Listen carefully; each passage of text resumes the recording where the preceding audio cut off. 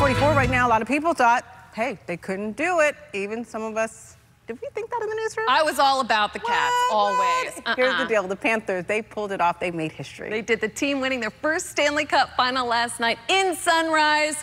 Mike called the precise score, the precise Panthers win. Didn't you, Mike? How did you do that? I did. I thought it was going to be a tight game, and we'll talk about that in just a minute. So the Oilers, they were trying to become only the second team in Stanley Cup final history, more than 100 years to rally from that 3-0 deficit. Panthers put a stop to that. I just want to show this picture right here. That's head coach Paul Maurice right there.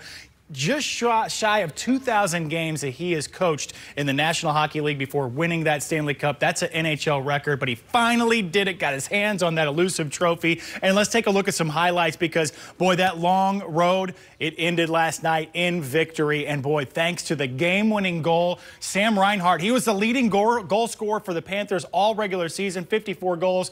But that one was the most important that catapulted the Panthers to victory last night.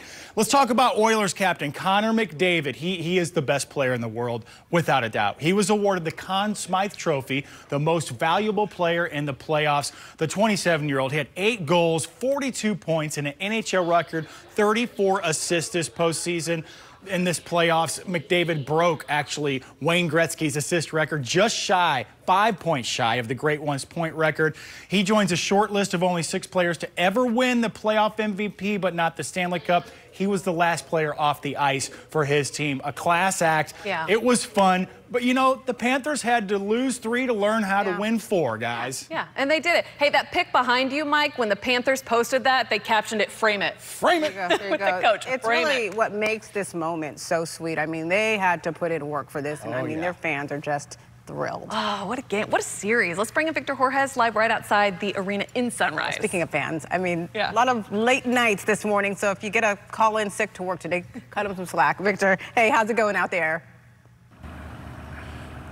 Hey there, well, I can tell you it's quiet, but it really wasn't that way here last night. I want you to take a look behind me here. So this is the big display here this morning. You can see right outside the arena, there's that big Panthers logo. It says it right there, Stanley Cup playoffs. And it was really last night when it all came together after 7 really tough games, but now we are champions. And this happened just about an hour away or so from West Palm Beach, but really this morning, it does not matter where you are in the state of Florida, you are a winner. Now, like I said, it was a fierce streak of 7 games to secure the cup.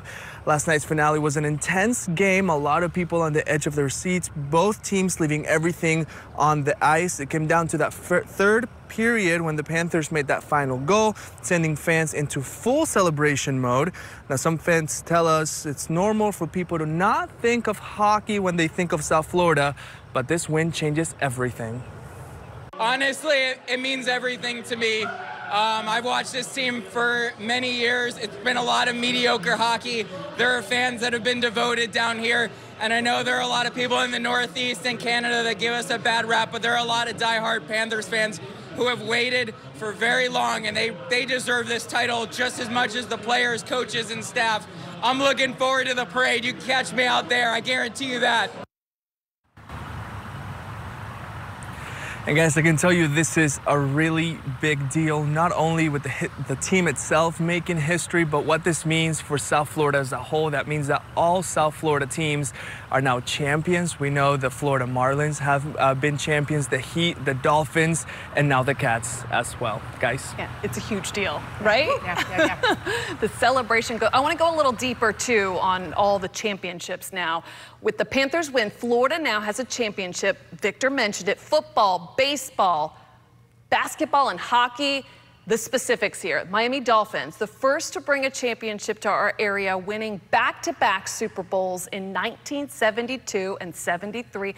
Then the Marlins capturing World Series titles in 1997 and 2003.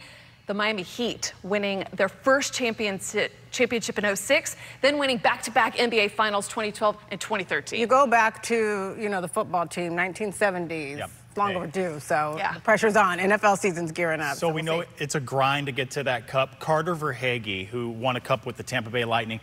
For the Panthers, this past 2 years, he has played every regular season game, every playoff game. Not every player plays every game, but he did, and that grind ended with the Stanley Cup. What a trophy journey. again. Oh my goodness. Yes. Also, that's so impressive. I mean, we need to know his routine, his health care. A lot of ice baths, right? And keep in mind, they lost it in the final last year, so it's so much sweeter to get to They came that back point hungry. this year. It showed. It showed.